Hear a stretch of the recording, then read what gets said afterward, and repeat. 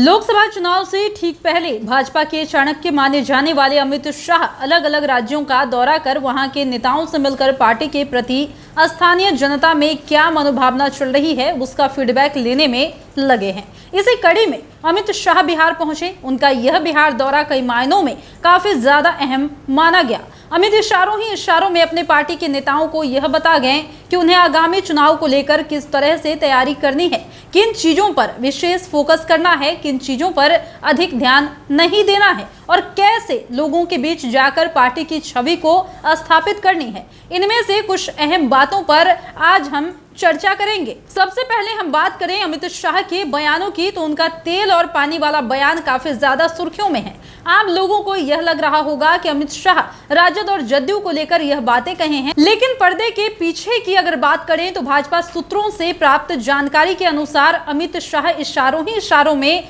अपने नेता और कार्यकर्ता को यह मैसेज देना चाहते थे कि आप हमारे कैडर वोट यानी कि तेल पानी की तरह अपने रणनीति में शामिल कर लो, ताकि यह पता रहे कि हमें किसके लिए कितनी मेहनत करनी है और किसके प्रति मेहनत करके हमें अधिक फायदा हो सकता है और कहां हम मेहनत कर रहे हैं तो हम अपने इस समय की कुछ हद तक फिजूल खर्ची को कम कर देंगे। भाजपा सूत्रों की माने तो अमित शाह अपने इस बयान के जरिए ये कहना चाहते थे कि आप अपने सीमांचल के इलाकों में अपने मूल वोट यानी कि पिछड़ा अति पिछड़ा श्रवण वोट पर ध्यान दीजिए, क्योंकि लालू की राजनीति में एक्टिव होने से मुस्लिम समुदाय का वोट भाजपा के पास जो पहले से मौजूद है वहीं आने वाला है। इसमें ज्यादा बढ़ोतरी होती हुई दिखाई नहीं दे रही है। यही कारण है कि अमित शाह ने अपने भाषण की शुरुआत हिंदू प्रमुख में त्योहारों को लेकर किया और साथ ही अपने पूरे भाषण में अमित शाह 8 दफे राम और रामचरितमानस का नाम लिया। इसके बाद अगर हम बात करें अमित शाह के अन्य प्रमुख बयानों की, तो उसमें एक बयान और था जो सुर्खियों में रहा था। वो ये था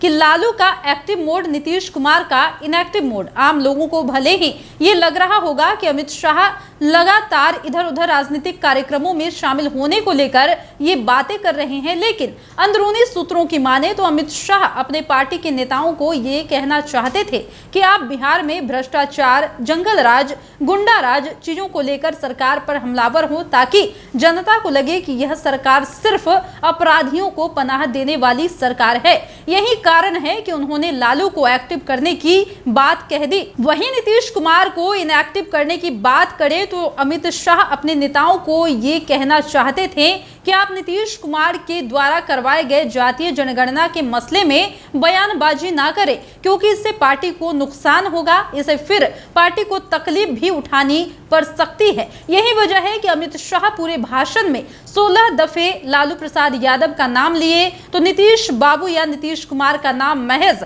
10 से 11 दफे ही लिए। हालांकि अमित शाह ने राजद के दूसरे सर्वमान्य नेता तेजस्वी यादव का नाम भी महज एक बार लिया था। अब हम बात करें अमित शाह के इस पूरे भाषण के तीसरे सबसे प्रमुख बयान की, तो अमित शाह ने यह कहा कि धारा 370 हटाने से देश में शांति आई है और इसके जरिए अमित शाह अपने नेताओं को यह मैसेज देना चाहते थे कि आप यह बताएं कि देश में मुस्लिम बहुल क्षेत्र से भी मोदी सरकार ने काम किया है और शांतिपूर्वक वहां से आतंकियों से बदला भी लिया और आज वहां पर अमन और शांति भी स्थापित है। इसी तरह से सीमांचल के इलाके में जो घुसपैठिए बैठे हुए हैं, उन घुसपैठियों को किस तरह से बाहर निकाला जाए, यह सिर्फ भाजपा को अच्छी तरह से मालूम है। यही वजह है कि अमित शाह अपने भाषण में 4 बार घुसपैठ और करीब 5 बार धारा 370 का जिक्र किए। अगर बात चौथे बयान की करें तो उन्होंने यह भी बताया कि मीडिया में आपके छोटे मोटे सफलता से देश की जनता को अब उतना फर्क नहीं पड़ने वाला,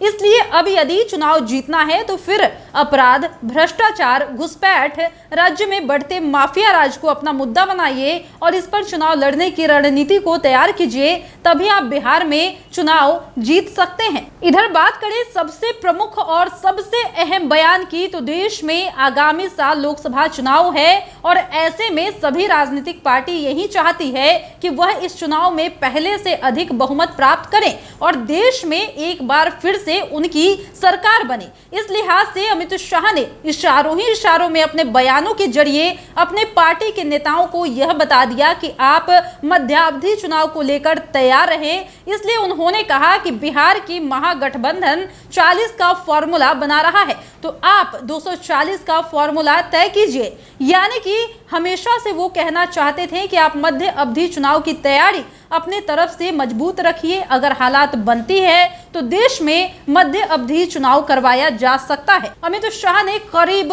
7 दफे मध्य अवधि चुनाव करवाने के संकेत अपने इस पूरे भाषण में दिया, जो कि काफी ज्यादा अहम माना गया। और बता दें कि इसकी आशंका बिहार के सीएम नीतीश कुमार कई दफे जता चुके हैं कि हो ना हो समय से पहले भी लोकसभा चुनाव करवाया जा सकता है।